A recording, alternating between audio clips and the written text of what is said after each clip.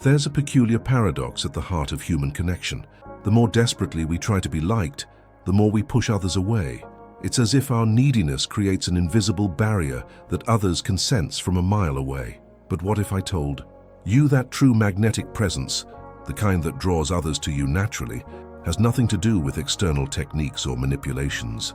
What if becoming irresistible to others actually begins with facing the parts of yourself you've been avoiding?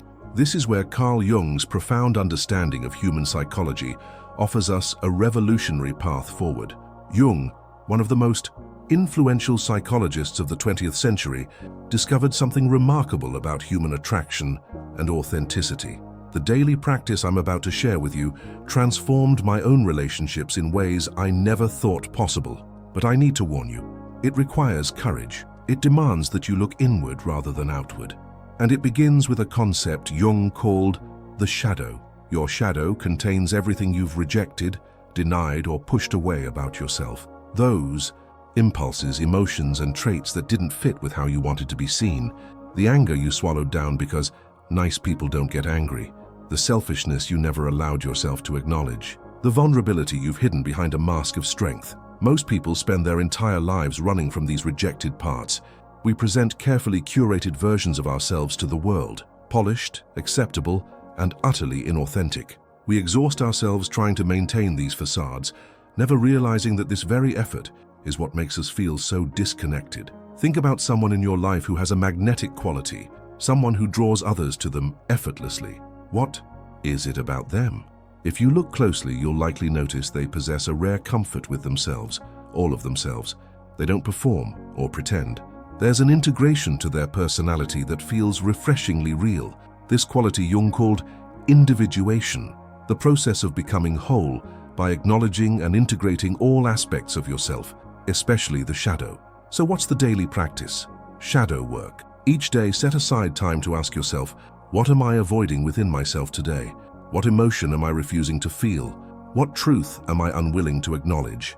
A client of mine, let's call her Harper, spent years trying to be the perfect friend, partner, and colleague. She was endlessly accommodating, never expressing frustration or setting boundaries. People liked her well enough, but relationships felt shallow, and she often found herself feeling resentful and exhausted. When Harper began her shadow work, she discovered a surprising truth. Beneath her accommodating exterior lived a fierce, boundary-setting part of herself that she'd been suppressing since childhood. As she gradually acknowledged this part, first in her journal, then in small interactions, something shifted. She feared people would like her less if she expressed her needs. Instead, the opposite happened. I feel like people can finally see me, she told me. Not just the parts I thought were acceptable, but all of me. And strangely, I feel more connected than ever. The shadow work practice is simple but profound. Each day, notice one thing about yourself that you've been denying or hiding. It might be an emotion like anger or jealousy. It might be a need or desire you've been ashamed to acknowledge. It might be a truth about yourself that contradicts how you prefer to be seen. Write it down. Speak it aloud to yourself. Say, this too is part of me. Not to indulge it uncritically, but to acknowledge its existence.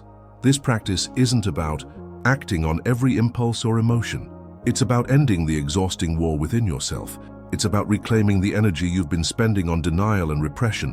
When you stop fighting yourself, something magical happens. The tension that others unconsciously sense in you begins to dissolve. The incongruence between your inner and outer world starts to heal. You develop presence, that quality of being fully here, fully yourself, that draws others like a magnet. Jung understood that we're not attracted to perfection. We're attracted to authenticity, to wholeness. We're drawn to people who have embraced both their light and their shadow, because in their presence we feel permission to do the same. So today, begin this practice of radical self-honesty. Face what you've been avoiding within yourself, not to dwell there, but to integrate it, because the parts of yourself that you acknowledge lose their power to control you from the shadows. True irresistibility isn't about becoming someone else. It's about becoming fully yourself. What happens when you begin the daily practice of shadow work? When you start acknowledging the parts of yourself you've kept hidden, it's not simply that you become more authentic, though that alone would be transformative. Something far more profound begins to unfold. Jung called this process individuation, and he compared it to the ancient practice of alchemy. Just as medieval alchemists sought to transform base metals into gold, Jung saw that human beings possess an innate drive to transform their fragmented psyches into something whole and integrated.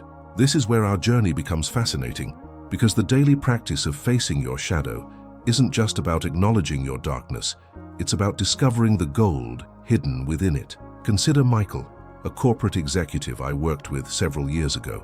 Michael came to me because, despite his professional success, his personal relationships were falling apart. People found him intimidating, cold, calculating. "I need to become warmer," he told me in our first session, "more approachable." But as we began his shadow work, we discovered something unexpected. Michael had spent decades suppressing his vulnerability, his need for connection, his tenderness. He'd grown up with a father who equated these qualities with weakness, so Michael had constructed a fortress around his heart. Efficient, competent, untouchable. The shadow in Michael's case wasn't his toughness, it was his tenderness. When he began acknowledging his need for genuine connection, first in our sessions, then in small moments with trusted friends, the transformation was remarkable. Not because he abandoned his strength, but because he integrated it with qualities he'd previously rejected. The result wasn't weakness as he'd feared, but a complex, multidimensional presence that others found magnetic. "People can feel when you're hiding," Michael told me months later. "Even if they don't know what you're hiding, they sense the barrier. When that barrier comes down, connection becomes possible." This is the alchemical nature of individuation. Each aspect of yourself that you recover from the shadow doesn't simply add to who you are, it transforms the entire system of your psyche. You become greater than the sum of your parts. Jung observed this process across cultures and throughout history. He noted that as individuals integrate their shadows, they begin to embody seemingly contradictory qualities: strength and tenderness, confidence and humility, seriousness and playfulness. These aren't compromises between opposing forces. They're transcendent qualities that emerge when those forces are held in creative tension. This is why truly magnetic individuals often strike us as paradoxical. They're simultaneously intense and at ease, passionate and peaceful, powerful and approachable. They haven't eliminated their contradictions, they've alchemized them. So how do you facilitate this transformation in your daily practice? First, approach your shadow with curiosity rather than judgment. When you notice a rejected aspect of yourself, an emotion, a desire, a trait, ask, what gift might be hidden here? What power or wisdom have I been denying myself by rejecting? This part, a woman I worked with discovered that her inappropriate anger, once acknowledged, contained her sense of justice and boundary-setting capacity. That man found that his shameful laziness was actually his body's wisdom, calling him to rest and reflection in a culture obsessed with productivity. Second, look for the complementary quality that each shadow element is calling forth in you. If you've rejected your vulnerability, your psyche is likely seeking a more authentic strength, not the brittle fortress of the ego, but the resilient strength that can afford to be vulnerable. If you've rejected your ambition, you might be seeking not selfish advancement, but the authentic expression of your gifts in service to something larger than yourself. Third, practice symbolic thinking. Jung recognized that the language of transformation isn't literal but symbolic. Your dreams, your spontaneous images, even your seemingly irrational emotional reactions all contain symbolic communications from parts of yourself seeking integration. A journal can be invaluable here. Each day, record not just your shadow discoveries but the images, metaphors, and symbols that arise around them. Over time, you'll begin to recognize your personal symbolic language, the unique way your psyche communicates its needs for wholeness. Through this daily practice, something extraordinary begins to happen. The energy you were using to maintain internal divisions becomes available for creative expression. The walls between conscious and unconscious aspects of yourself become more permeable.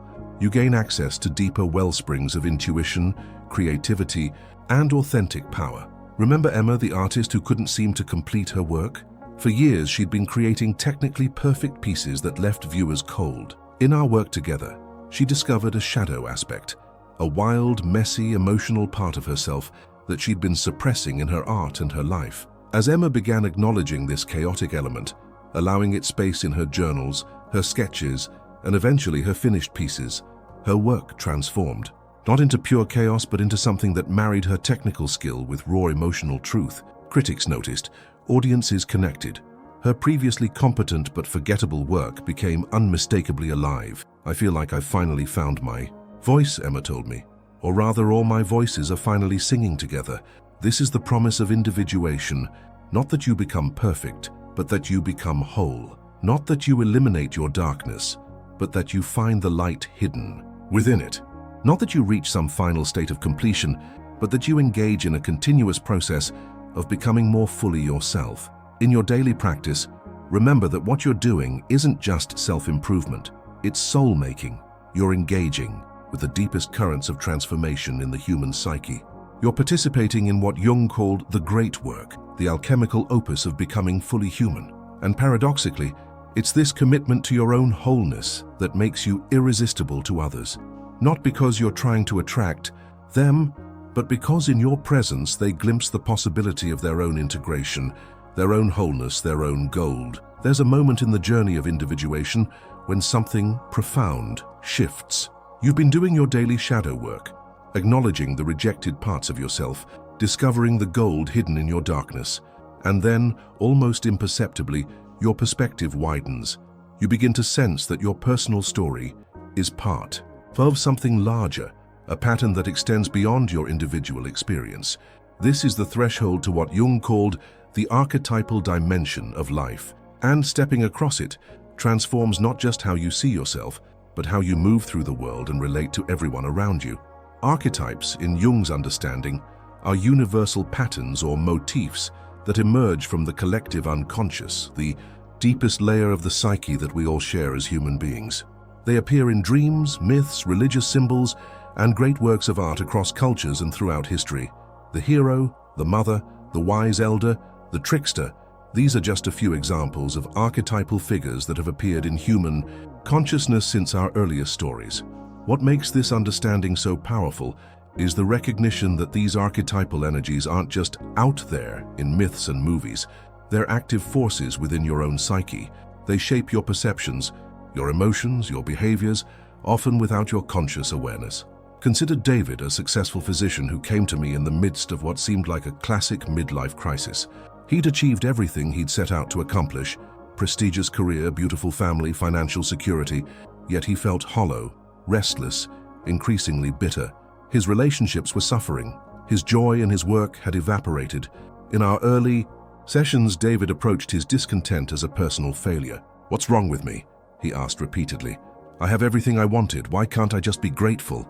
But as we explored his inner landscape, a different picture emerged. David's life had been shaped almost exclusively by what Jung would call the hero archetype, the part of the psyche that sets out on quests, overcomes obstacles, achieves goals. This archetypal energy had served him well in building his career and providing for his family. But it had crowded out other essential archetypal energies, particularly those of the lover, who experiences depth, connection, and meaning, and the magician, who transforms and integrates experiences into wisdom. When David began to recognize this pattern, his perspective shifted dramatically.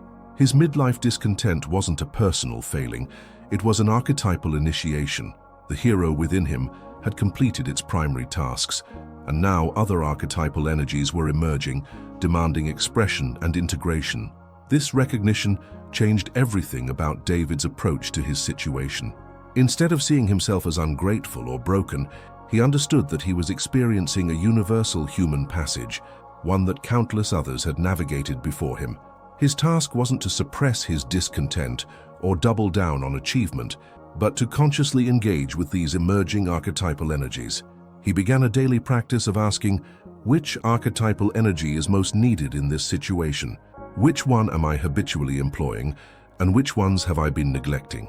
In his medical practice, he discovered that bringing the lover's capacity for empathic connection transformed his relationships with patients. At home, embracing the magician's curiosity and playfulness opened new dimensions in his relationships with his teenage children. And in his own inner work, acknowledging the sovereign's capacity for wise discernment helped him make choices aligned with his deepest values rather than external expectations. Within months, the same outer circumstances that had felt empty and constraining began to feel rich with possibility. Not because David's circumstances had changed, but because he was bringing a fuller range of his humanity to those circumstances. This is the transformative power of archetypal awareness. It lifts you out of purely personal interpretations of your experience and connects you to the universal patterns that underlie human existence. Your struggles and triumphs take on deeper meaning when recognized as part of these timeless patterns. But living in the archetypal dimension isn't just about recognizing these patterns, it's about consciously engaging with them. Jung believed that each of us has the capacity to become what he called an agent of the archetypal. Rather than being unconsciously possessed by archetypal energies, we can learn to channel them consciously, bringing their gifts where they're most needed. This is where the practice becomes truly alchemical. Each day, as you move through your various roles and relationships, you can ask, which archetypal energy would serve this situation best? How can I consciously embody that energy? A woman I worked with, a high-powered attorney who excelled in adversarial courtroom settings, discovered that consciously shifting from the warrior archetype, which served her well in court, to the wise elder when dealing with her team, transformed her leadership effectiveness. A young father found that intentionally invoking the king-queen archetype, with its blend of authority and benevolence, helped him navigate the challenges of parenthood with greater confidence and compassion. This practice isn't about putting on masks or playing roles. It's about recognizing that you contain multitudes, that different situations call forth different aspects of your authentic self. The lawyer's wise elder wasn't less authentic than her warrior. The father's king wasn't less genuine than his playful child. Each was a different facet of their full humanity. What makes this archetypal awareness so compelling to others is the depth and resonance it brings to your presence. When you're consciously channeling archetypal energies, rather than being unconsciously driven by them, people sense a groundedness, a purpose, a coherence in your being that feels profoundly trustworthy. Think about those rare individuals who seem to meet each person and situation with exactly what's needed. Strength when strength is called for, tenderness when tenderness will serve, wisdom, playfulness, or fierce truth-telling as the moment requires. These people aren't calculating or manipulative. They've simply developed the capacity to draw from the full range of archetypal energies available to all humans. This is what Jung meant by becoming a symbol-making being. You begin to live symbolically, recognizing that your individual life participates in universal patterns. Your personal struggles and triumphs become meaningful, not just to you, but as expressions of the human journey itself. Let me share with you the story of Rebecca, a community organizer, who came to me feeling burnt out and ineffective despite her passionate commitment to her cause. In our work together, she discovered that she'd been exclusively embodying the warrior archetype in her activism, fighting against injustice with righteous anger. While this energy had fueled her early work, it had become depleting over time, both for her and for those she was trying to mobilize. Through our work with archetypal awareness, Rebecca began consciously drawing on other archetypal energies: the visionary's capacity to imagine new possibilities, the healer's focus on restoring wholeness, the weaver's skill at bringing diverse elements into harmony. She didn't abandon the warrior's passion for justice, but she integrated it with these complementary energies. The result was remarkable. Not only did Rebecca's own sense of purpose and energy revitalize, but her effectiveness as an organizer multiplied. People who had been alienated by her warrior energy were drawn to her more integrated presence. She found herself able to build bridges between groups that had previously been at odds. Her message hadn't changed, but the archetypal field she was creating around her had transformed. "I used to think I had to choose between being effective and being whole," Rebecca told me. "Now I understand that my effectiveness flows from my wholeness." This is the paradoxical truth at the heart of Jung's archetypal psychology. The more fully you embody the universal, the more uniquely yourself you become. The more you recognize yourself as part of these timeless patterns, the more freshly alive your individual existence feels. So how do you cultivate this archetypal awareness in your daily practice?